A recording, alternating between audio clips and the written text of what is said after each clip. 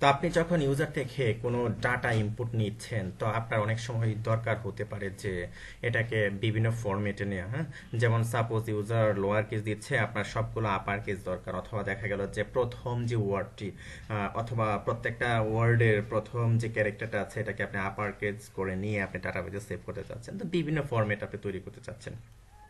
যেমন ধরুন, আমি আপনাদেরকে দেখাচ্ছি। তো আমরা জাস্ট একটা ফর্ম তৈরি করে এখানে, হ্যাঁ, ফর্ম, তারপর আমরা লিখলাম যে ফর্ম। তো ফর্ম আমরা অ্যাকশন দিলাম একটা, অ্যাকশন। তো আমরা এর আগে দেখিয়েছি ফাংশনের মাধ্যমে, অর্থাৎ কিভাবে আপনি অ্যাকশনটা দিবেন। সাপোজ আমরা এই যে ইন্ডেক্স পেজ, এই পেজে আমরা অ্যাকশনটা করব, সুতরাং আমরা সরাসরি লিখে ফেলি ইন্ডেক্স ডট পিএইচপি। তারপর আমরা মেথড দিলাম, মেথড, আমরা পোস্ট দিলাম মেথড। ওকে, পোস্ট দিলাম। তো এখানে আমি ইউজার ইনপুট নেব, তাই না? তো আমি এখানে দিলাম যে ইনপুট টাইপ, জাস্ট আমি টেক্সট দিলাম। ওকে, তারপরে আমি লিখলাম যে এটা নেম দিলাম, এটার নেম, সাপোজ আমি টেক্সটই দিলাম নেম। ওকে, তো আচ্ছা, এটা এরকমই থাক। আমি সাবমিট বাটনটা দিয়ে নিই। সাপোজ আমি এটাকে কপি করে ফেলে ইম্পোর্ট টাইপ আমি লিখলাম যে সাবমিট। আর এখানে আমি লিখলাম ভ্যালু, ভ্যালু সাবমিট। ওকে, তো যদি রিফ্রেশ করি দেখা যাবে যে আমাদের ইনপুট ফর্মটি চলে আসছে। হ্যাঁ, তো এটা অনেক ছোট দেখাচ্ছে, তো আমরা একটু বড় করে নিই এটাকে। সাপোজ আমরা আমাদের যে সিএসএস পার্টটা আছে, আমরা সিএসএস পার্টে যাই। এখানে এই যে হেডারে আমাদের সিএসএস দিয়েছিলাম, সাপোজ জাস্ট আপনি এখানে লিখবেন যে ইনপুট লিখবেন, আমি এরকম থার্ড ব্র্যাকেট দিলাম, তারপর টাইপ, টাইপ কি হবে, টাইপ হবে টেক্সট, যেহেতু আমরা টেক্সট নিচ্ছি, তাই না? তো এখন এটার উইডটা আমরা বাড়িয়ে দেবো, উইড, সাপোজ উইড দিলাম আমরা 200 পিক্সেল। ওকে, সেভ দিলাম। তো তারপর আমাদের যে ফর্মটি ছিল, ফর্মটি রিফ্রেশ করে এই যে 200 পিক্সেল হয়ে গেল। সাপোজ আমরা দিলাম এটার 250 পিক্সেল করে দিলাম, একটু বড় করে দিলাম এখানে, কারণ আমরা এখান থেকে টেক্সট নিচ্ছি। ওকে, তো এটা লিখলাম, দিলাম। তো এটা আমাদের ওই যে হেডারে যে আমাদের স্টাইল ছিল, স্টাইলের মধ্যে কি আমরা স্টাইলটা এখানে দিলাম। তো এটা কিভাবে বুঝবেন যে ইনপুট টাইপটা, এই যে আমরা যেটা লিখেছি এখানে, এটাকে যদি আমরা ফায়ারওয়ার্কটা দেখি যে ইনপুট টাইপ টেক্সট এই যে 200 এরকম আমরা দিয়ে নিয়েছি। আশা করি বুঝতে পেরেছেন বিষয়টা। তো আমরা হেডার ডট পিএইচপি বন্ধ করে দিলাম। তো এখন এই যে আমরা কি দিলাম, এই যে টেক্সট আমরা নিচ্ছি, তাই না? আমরা এখানে এটাকে ধরবো। ইফ আমরা এখানে লিখবো যে ইজ সেট, সাপোজ আমরা পোস্ট দিয়ে ধরি, হ্যাঁ, পোস্ট, তারপরে এখানে কি হবে, টেক্সট।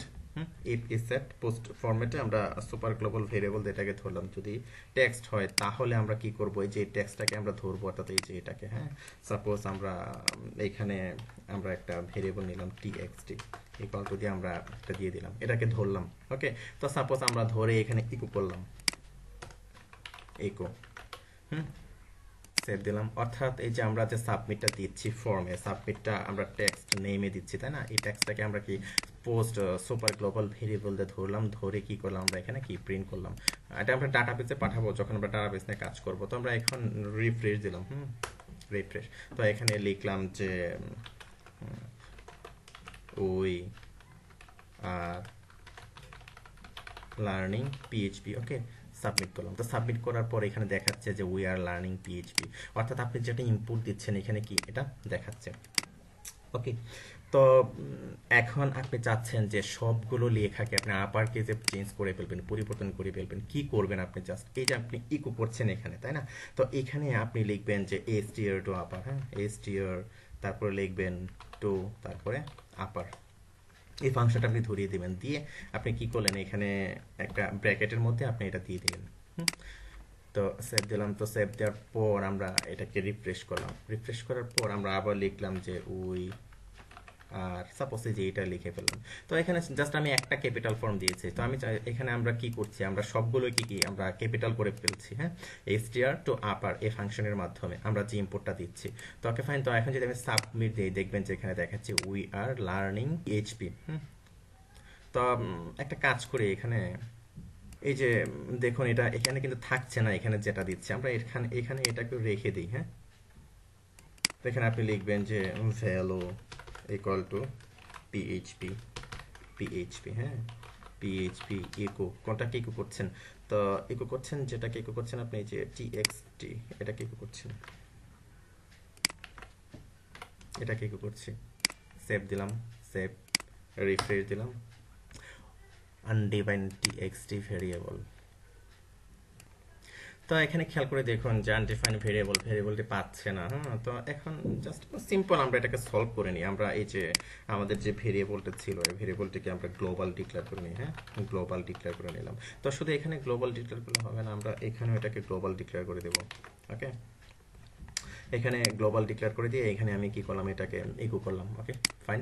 তো এখন কি করলাম, আমি এই যে এখানে এটা দিচ্ছি, এটা জাস্ট আমি এখানে দেখানোর জন্য, শো করানোর জন্য আমি এটা করলাম। হ্যাঁ, তো আমরা এখানে কি করছি, যে ইউজার ইনপুটটা নিচ্ছি, নিয়ে আমি কি করলাম, এখানে পোস্ট দিয়ে ধরলাম, ধরে কি এসটিএটো আপার করে এখানে প্রিন্ট করলাম। ওকে, তো এখন যদি আমি এটাকে রিফ্রেশ করি, হ্যাঁ, রিফ্রেশ করলাম, রিফ্রেশ করার পর আমরা কি লিখেছিলাম, we are learning PHP, submit দিলাম।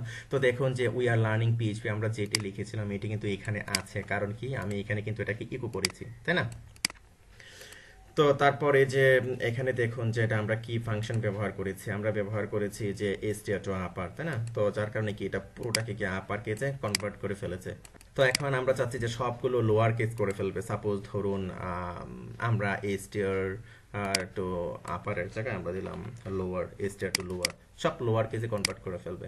তো এটা দেখার জন্য সাপোজ আমি এই যে পুরো আপার কেসটাই আমি নিলাম আবার, হ্যাঁ, আপার কেসটা আমি এখানে দিলাম। ওকে, এই যে আপার কেসটা আমি দিলাম, তো সাবমিট দিলাম। সাবমিট দেওয়ার পর দেখুন যে এটা প্রত্যেকটাকে কি লোয়ার কেস করে ফেলেছে, তাই না? তো সাপোজ অনেকে এরকম করে দিতে পারে যে উই আর লার্নিং পিএইচপি, তাই না? এরকম করে দিতে পারে। হ্যাঁ, সাপোজ এই যে কোনোটা আপার কেস কোনোটা লোয়ার কেস, আপনি চাচ্ছেন যে সবগুলো লোয়ার কেস করে ফেলবেন। সাবমিট দিলাম। তো সাবমিট দিলে এটা কি হবে, যে সবগুলো লোয়ার কেস করে ফেলেছে না, এই যে ক্যাপিটাল এল তে স্মল এল করে ফেলেছে, তারপর পিএইচপি কে কি স্মল ক্যাপে পিএইচপি করে ফেলেছে।